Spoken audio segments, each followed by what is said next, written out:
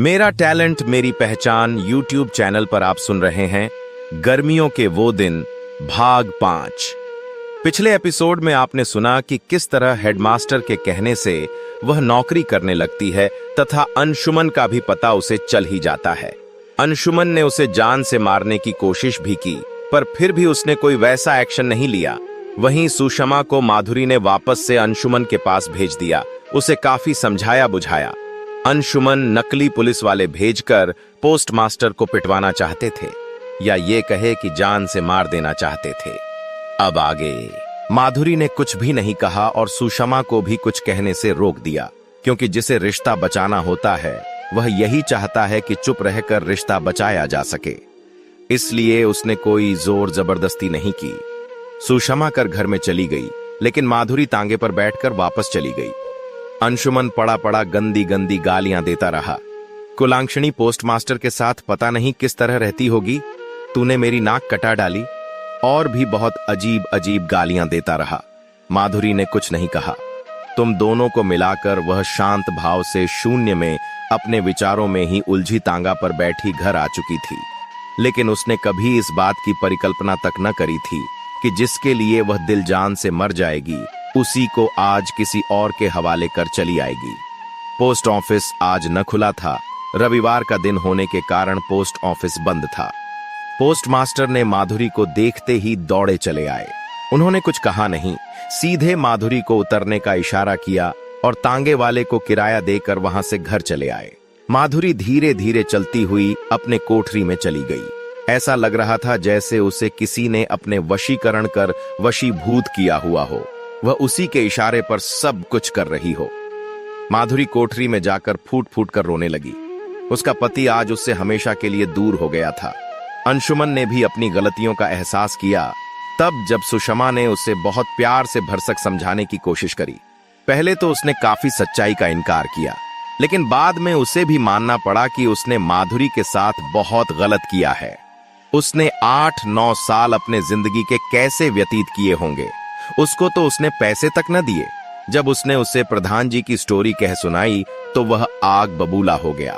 तभी सुषमा ने समझाते हुए कहा, देखो, बात बढ़ाने से कोई फायदा न होगा। जो होना था वह हो गया। पता नहीं बेचारी सुख से रह भी पाएगी या नहीं। इतना कहकर सुषमा भी फूट फूट कर रोने लगी। हर जगह शोक छाया हुआ था। आसमान पर छाए हुए बादल जैसे शोक के बादल छाए हुए हों। ठंडी हवाएं बहने लगीं। बारिश की शुरुआत भी हो गई। गर्मियों के दिनों में भी काफी ठंडी महसूस हो रही थी। कुछ समय के बाद जब पोस्टमास्टर घर गए तो देखा माधुरी की हालत बहुत बुरी है। वह न तो हिल रही है न तो डुल रही है। वह सिर्फ पड़ी हुई है। पोस्टमास्टर ने पहले सोचा शायद माधुरी सो रही हो। जब उन्होंने पास जाकर देखा तो उसके शरीर में कोई हरकत न हो रही थी। वह परेशान होकर बिलख बिलख कर रोने लगे। उन्होंने काफी बार माधुरी को उठाने की कोशिश की, लेकिन माधुरी न उठ रही थी। आज तीनों ही भरसक कोशिश कर रहे थे माधुरी को उठाने की, पर वह न उठ रही थी। लोगों ने आनन फानन में सीधे सुषमा को एक तार भिजवाया, क्योंकि वह काफी करीब रहते थे। इसलिए गोलू जाकर भारी मन से उनके घर वह तार दे आया। अंशुमन बैठा हुक्का पी रहा था, लेकिन जब उसने यह तार देखा तो चिंता की लकीरें खींच गईं। आज उसे भी एहसास हुआ कि उसने बहुत गलत किया था। आपको मालूम होना चाहिए, जब हम किसी की जिंदा रहने पर कदर नहीं कर पाते हैं तो मरने के बाद उसी की यादें बहुत ज्यादा आया करती हैं। आज वही अंशुमन के साथ में भी हो रहा था। आज वह भी अपनी माधुरी के लिए, सिर्फ और सिर्फ अपनी माधुरी के लिए रोना चाहता था। वह जी भर कर रोने लगा। जब सुषमा ने यह देखा तो वह भी तार लेकर चीखने चिल्लाने लगी। सब कुछ छोड़ छाड़ कर दोनों ही वहां से नंगे पैरों भागे। देखते हैं, माधुरी धर्म पर लेटी हुई है, अवाक, अचेत, बहुत ही अकेली। उसके चेहरे पर कोई मुस्कान न थी, जैसे सारी मुस्कान उससे छीन ली गई हो, जैसे उसे तार तार कर तड़पा तड़पा कर मारा गया हो। सब चारों तरफ से खड़े बस तमाशा देखते रह गए। कोई कुछ नहीं कर सकता था। सब के सब माधुरी के चेहरे को देखते तो कभी उसे देखते। अंशुमन पर लगभग सभी आग बबूला खड़े थे, क्योंकि पोस्टमास्टर कुछ नहीं कह रहे थे। इसीलिए सभी गांव के लोग भी शांत भाव से माधुरी को देख रहे थे। तभी यशोदा देवी ने गुस्से में कहा, सब कुछ तेरी वजह से हुआ है कलमुहे। अगर तूने इसको सुख दिया होता तो आज ऐसा कुछ भी न होता। इतना कहते ही वे रोने लगीं, क्योंकि माधुरी किसी की भी दुश्मन न थी। वह सभी से प्यार से हंसते बोलती थी। यशोदा को भी उनकी पूरी बात पता थी, इसलिए वह भी उसके दुख में अपना दुख समझकर शरीक हो गई। अब अंशुमन ने अपना सिर झुकाकर माधुरी से माफी मांगना शुरू कर दिया। माधुरी, मुझे माफ कर दो, मुझसे बहुत बड़ी गलती हो गई। आज के बाद मैं तुम पर कभी कोई अत्याचार नहीं करूंगा। तुम जो कहोगी मैं वो सब करने के लिए तैयार हूं।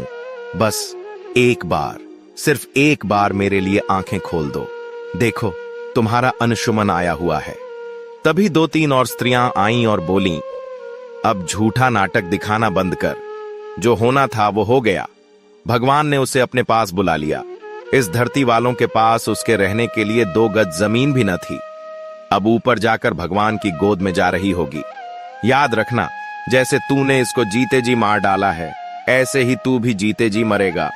इसने कभी तेरे बारे में न तो कुछ गलत कहा, न तो कुछ गलत देखा, लेकिन तूने एक बार नहीं 2-2 बार इसकी जान लेने की कोशिश की। अब अंतिम में जान निकल गई। इसका जिम्मेदार मैं नहीं, सिर्फ तू है, तू अंशुमन। इसके शब्द जैसे कानों में गूंजने लगे। इसकी मौत का जिम्मेदार कोई और नहीं, सिर्फ तू है।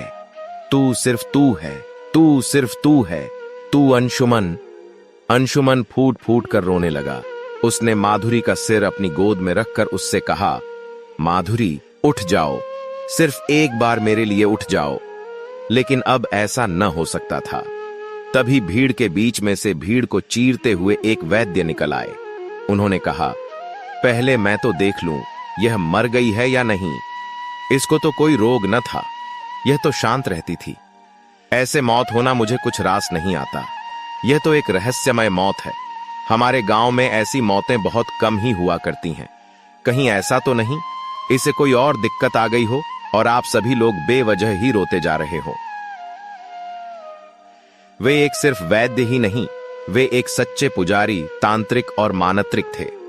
तभी तो उनको कोई छोटे लाल बाबा, कोई छोटे लाल वैद्य, तो कोई छोटे लाल तांत्रिक बुलाया करता था। कोई कोई तो छोटे लाल पुजारी भी कहा करते थे। मंदिरों, मस्जिदों, गुरुद्वारों और गिरजाघरों में वे अक्सर जाया करते थे। उनके लिए सारे धर्म एक समान थे। थोड़ी देर के बाद उन्होंने माधुरी का हाथ पकड़ा। उन्होंने कई बार उसका नब्ज देखने की कोशिश करी। दिल में धड़कन न थी, नब्ज बंद पड़ी थी, पर फर्क इतना था कि शरीर ठंडा न हो रहा था। यहां सब देखकर वे परेशान हो गए। उनके माथे पर कुछ पसीने की बूंदें जम आईं। उन्होंने कहा, माधुरी मरी नहीं, माधुरी जिंदा है, लेकिन समझ न आ रहा है कि इसे हुआ क्या है। थोड़ी देर के बाद उन्होंने अपने वैदिक जड़ी बूटियों का लेप उसके पूरे शरीर पर लगाना शुरू कर दिया। कुछ ही समय में उसके शरीर में हलचल हुई। माधुरी के दिल में धड़कनें आईं। धड़कनें आते ही वह खुशी से उछल पड़े। थोड़ी देर के बाद उन्होंने माधुरी के मुंह में सांसें देना शुरू कर दिया। माधुरी को सांस आते ही सभी लोग खुशी के मारे तालियां बजाने लगे। जो लोग अभी माधुरी के दुख में रोने को चले आए थे, वो लोग अब माधुरी के जिंदा हो जाने पर बहुत खुश थे।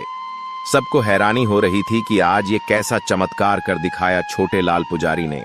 सबके सब छोटे लाल के पैरों गिरने लगे, लेकिन छोटे लाल ने इन बातों पर ध्यान न दिया। वे अपना काम तब तक करते रहे जब तक माधुरी खुद भी खुद न उठ बैठी। उसने अपने चारों तरफ भीड़ को देखा तो वह हैरान हो गई।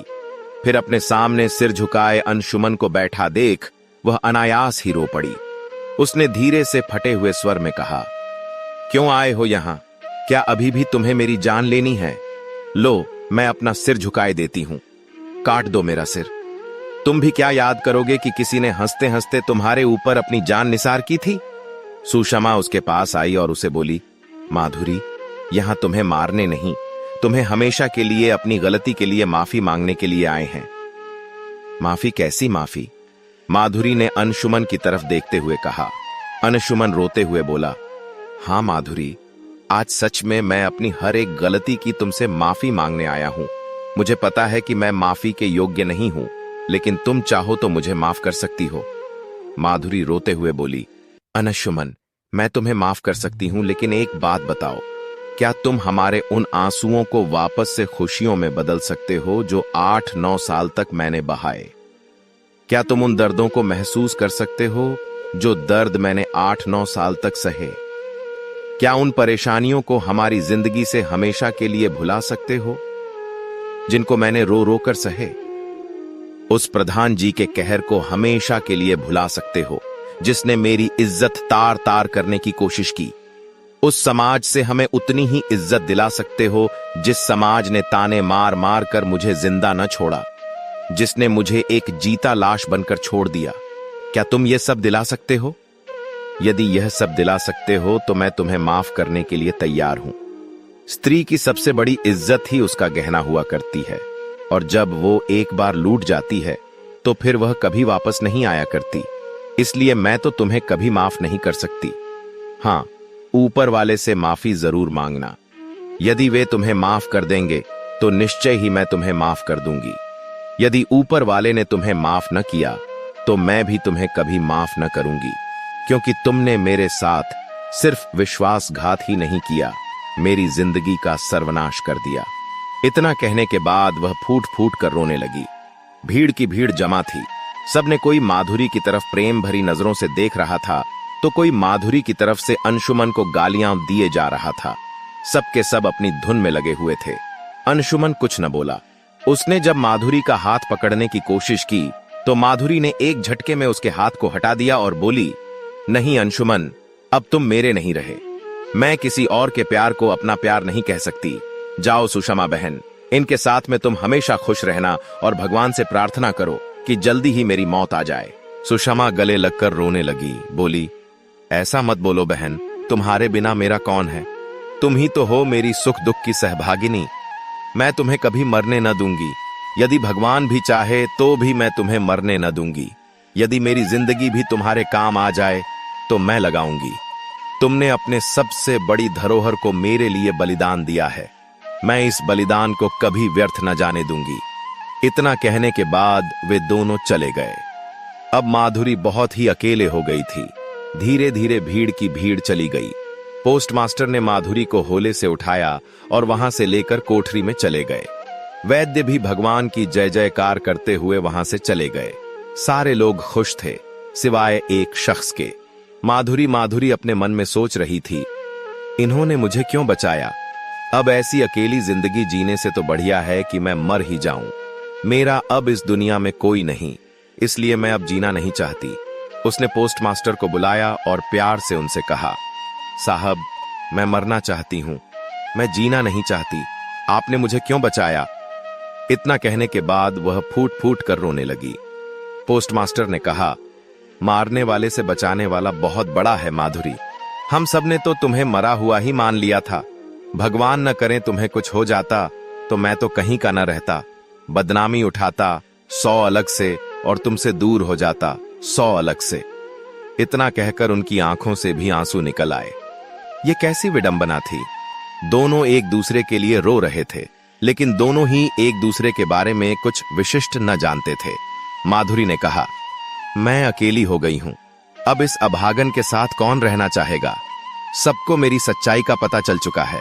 मुझे वहीं भिजवा दो जहां से आप मुझे लाए थे। मैं वहीं एक ही कपड़े में अपनी जिंदगी को काट लूंगी। मैं अब जीना नहीं चाहती। मुझे भगवान के हवाले छोड़ दो। मुझे पता है कि तुम मेरे बिना नहीं रह पाओगे। कुछ दिनों तक तुम्हें प्रॉब्लम होगी, लेकिन उसके बाद तुम अपनी जिंदगी को अच्छी तरह व्यतीत कर पाओगे।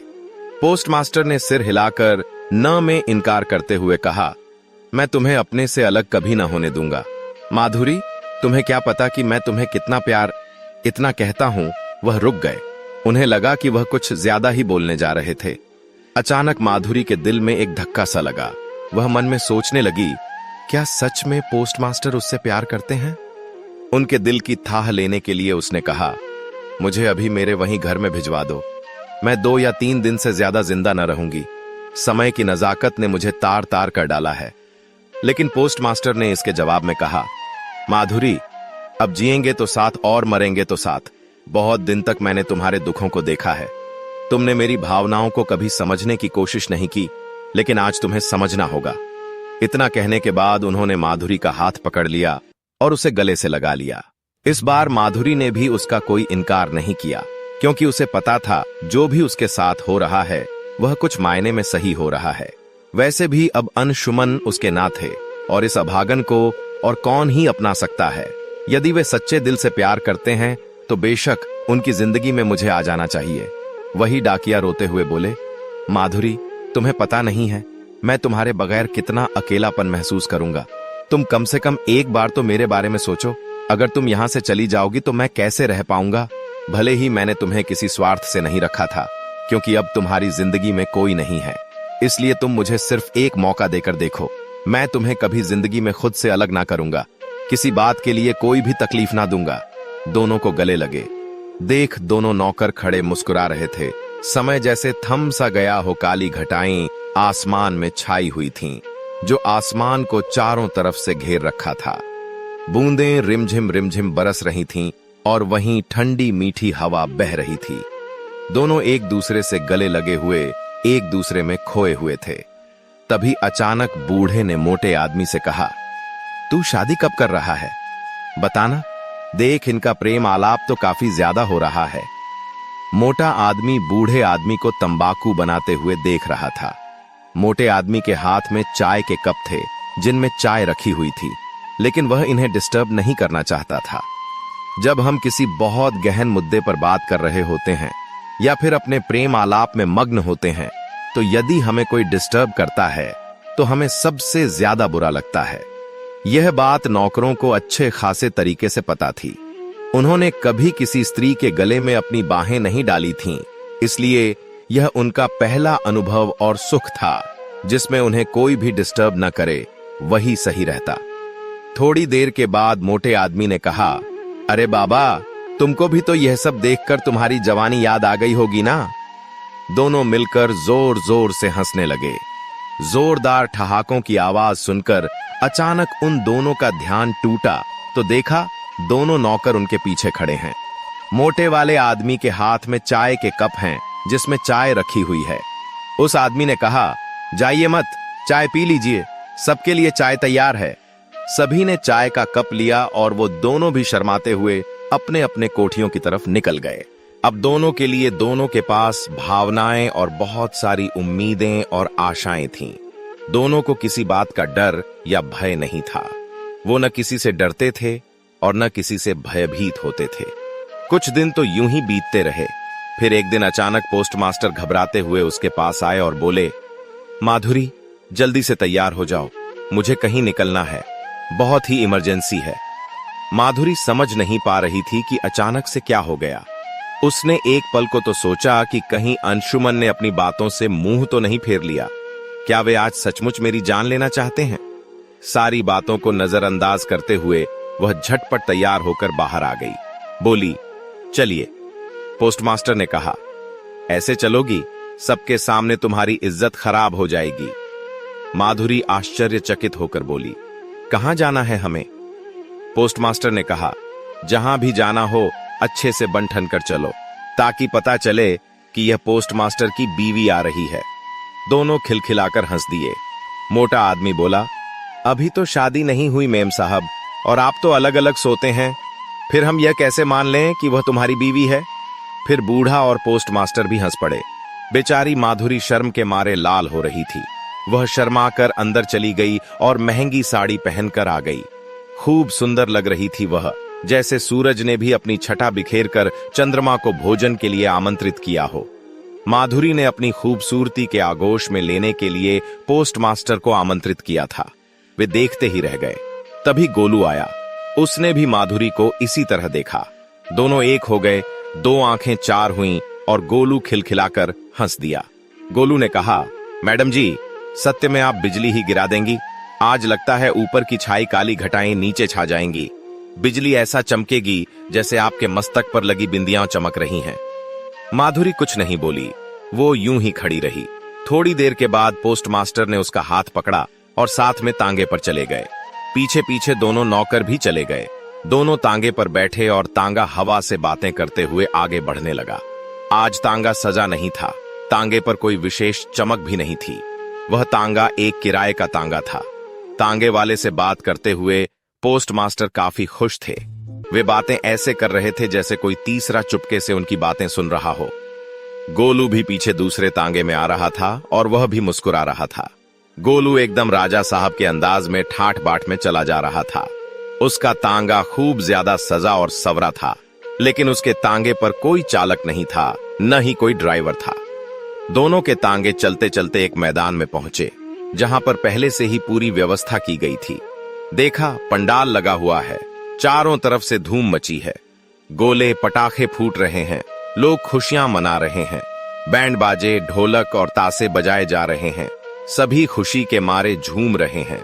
आते ही पोस्ट मास्टर और माधुरी के गले में लोग माला पहनाना शुरू कर दिए। लोगों ने अपने अपने तरीके से आशीर्वाद देना शुरू कर दिया। माधुरी के लिए यह कोई आश्चर्य से कम नहीं था। वह कुछ बोल पाती, इससे पहले लोगों ने उन्हें फिर से मुबारकबाद देना शुरू कर दिया।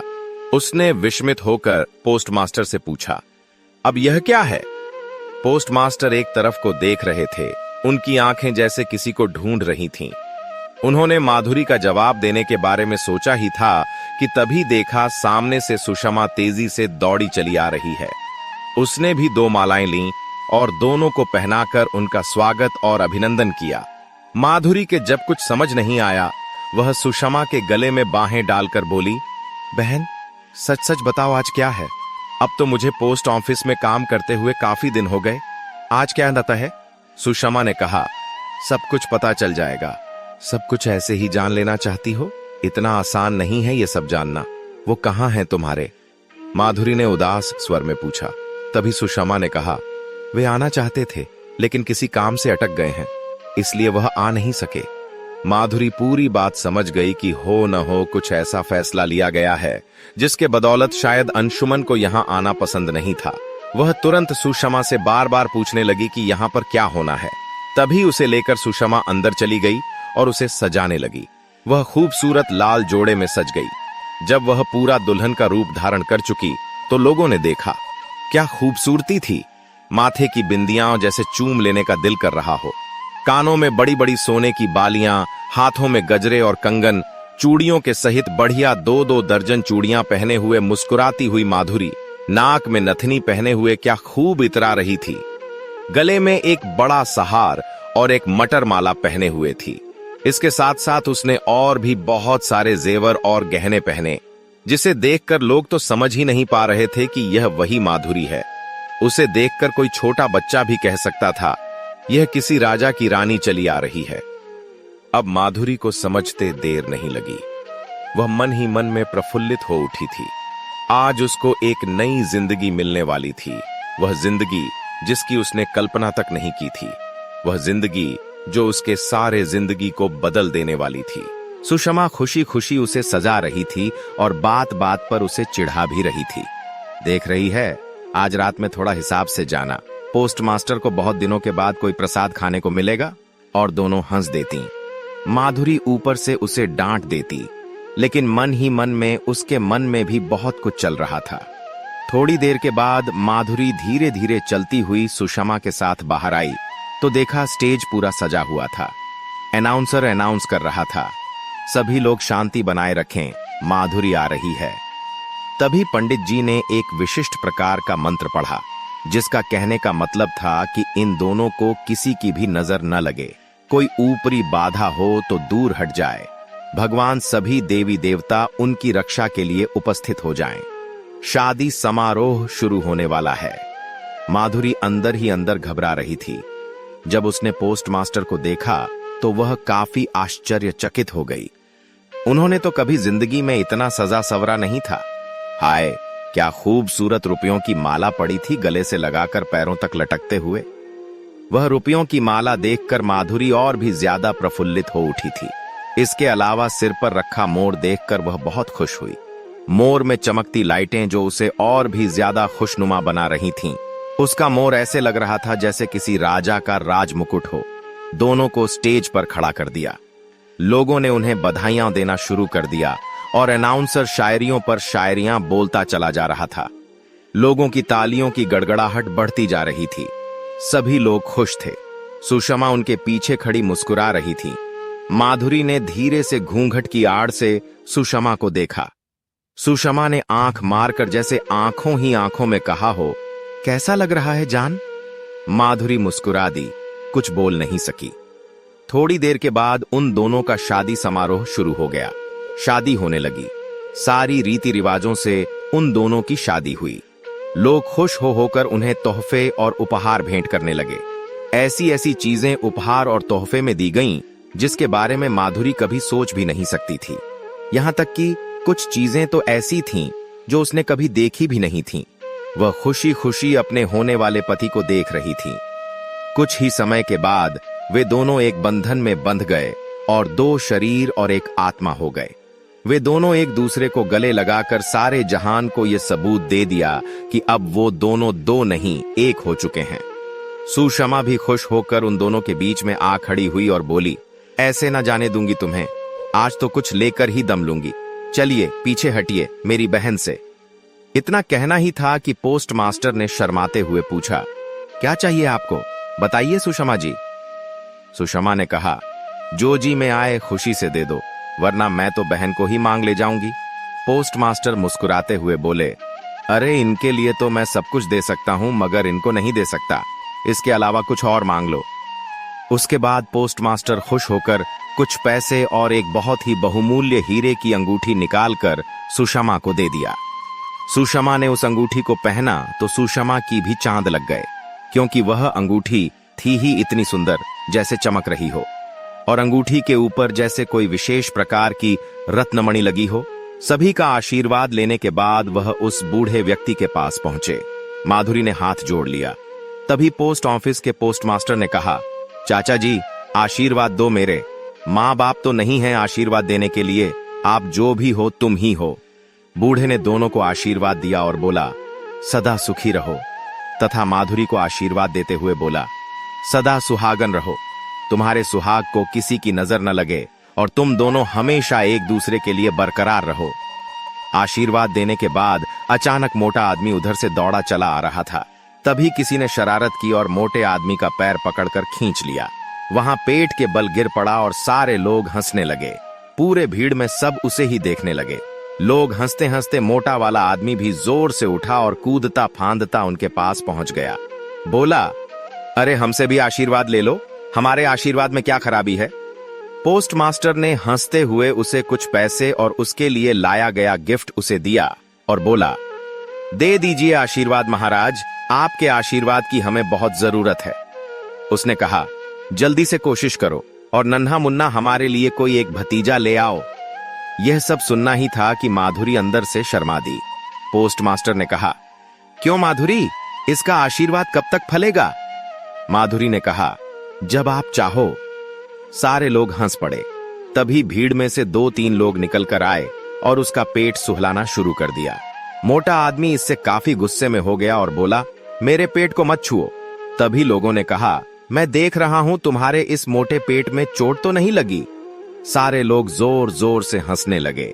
महिलाएं तो इतना खुश हुईं कि उन्होंने चारों तरफ से उस मोटे आदमी को घेर लिया और उसे हाथों हाथ गोद में उठा लिया। उसी में से एक लड़की थी जिसका नाम था अक्षरा। अक्षरा अत्यंत सुंदर लेकिन मोटी तंदुरुस्त लड़की थी। सारी औरतों ने उन दोनों को एक पास खड़ा कर दिया और पोस्ट मास्टर को दिखाया। जोड़ी कैसी है? सभी लोग हंस पड़े। अक्षरा शर्माती हुई पीछे हटने लगी।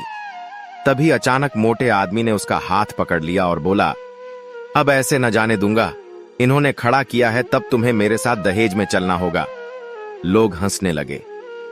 तभी अचानक एक बूढ़ा आदमी पोस्ट मास्टर के साथ आया और बोला, यह तो अलग हो जाएगा, मेरी बेटी भी शादी योग्य है, क्यों ना आपकी इस धूम धड़ाके में हम भी अपनी शादी करवा दें। सभी लोग खुश हो गए और मोटे आदमी की शादी भी उसी क्षण वहीं हो गई। सारी तैयारियां पहले से ही कर ली गई थीं, लेकिन मोटे आदमी को भी इस बात का पता नहीं था। सारे लोग खुश हो गए। तभी अचानक एक नई बात सामने आई। जो गोलू अभी राजा के ठाठ बाट में था, उसके सिर पर भी एक मोर देखा। लोग खुश होकर तालियां बजाने लगे। एक ही साथ में 3-3 शादियां देखकर लोग काफी आश्चर्यचकित हो रहे थे और विस्मित भी, क्योंकि लोगों को तो सिर्फ एक शादी के बारे में बताया गया था, लेकिन यहां पर तो शादियों की जैसे बरसात हो रही थी। आसमान से हल्की हल्की बूंदें नीचे आ रही थीं जैसे इन देवता भी इन सभी को अपना आशीर्वाद देने में कोई कमी न छोड़ रहे हों। पूरे पंडाल में खुशियां ही खुशियां थीं। गोलू को उसकी शादी का इल्म था, क्योंकि सारी व्यवस्था उसी ने इतनी मेहनत कर बनवाई थी। इसीलिए वह तो खुश हो गया और जाकर सुप्रिया के गले लग गया। सुप्रिया एक बहुत ही सुंदर और काफी काबिल लड़की थी, जो हेडमास्टर के ही पोस्ट ऑफिस में काम करती थी। उनके माँ बाप को भी गोलू अत्यंत पसंद था। वहां नाथ जरूर था, लेकिन गद्दार नहीं था। उसकी ईमानदारी और वफादारी ने ही सुप्रिया को उसका काबिल बना दिया था, और दोनों ही एक दूसरे को बेहद पसंद करते थे। यह बात पोस्टमास्टर तक को नहीं मालूम थी, लेकिन आज जब उन्हें उस सुप्रिया को लाल जोड़े में देखा तो उनसे रहा नहीं गया। वे गए और बोले, चुपके चुपके तुम लोगों ने ऐसा काम किया है, मैं इसी शादी को नहीं होने दूंगा। तभी गोलू ने कहा, हट जाइए आप, आज शादी होकर रहेगी। और सभी लोग मिलकर खिलखिलाकर हंस पड़े। धीरे धीरे गोलू की भी शादी हुई। सबने उसी बूढ़े आदमी से आशीर्वाद लिया, क्योंकि वहां सबसे बड़ा आशीर्वाद देने के लिए वही एकमात्र बूढ़ा था। उसने सबको आशीर्वाद दिया और लोगों ने भी जी भरकर उसका सम्मान किया। तीनों को अब मोटर कारों में बिठाया गया। सभी अपने अपने घर खुश होकर चले गए। सबकी शादी अच्छे से हो गई और सभी मिलजुल कर एक दूसरे के साथ रहने लगे। आशा और उम्मीद ही नहीं, संपूर्ण विश्वास है कि वो सभी लोग लंबे समय तक अपनी जिंदगी में खुशियों से रहे होंगे। दोस्तों, आज ये कहानी यहीं पर समाप्त होती है। आपको गर्मियों के वो दिन कैसी लगी बताना न भूले, और इससे पहले के जो 4 भाग हैं वो भी जरूर देखें, तभी आपको पूरी कहानी समझ में आ पाएगी। दोस्तों, यदि आप भी कोई कहानी बनवाना चाहते हो तो परेशान न हो, YouTube चैनल के डिस्क्रिप्शन बॉक्स में ही मेरा मोबाइल नंबर मिल जाएगा। देखें और अपने मनपसंद कहानियां फ्री में बनवाएं। बाकी अधिक जानकारी के लिए आप मुझे कांटेक्ट कर सकते हैं। धन्यवाद मित्रों।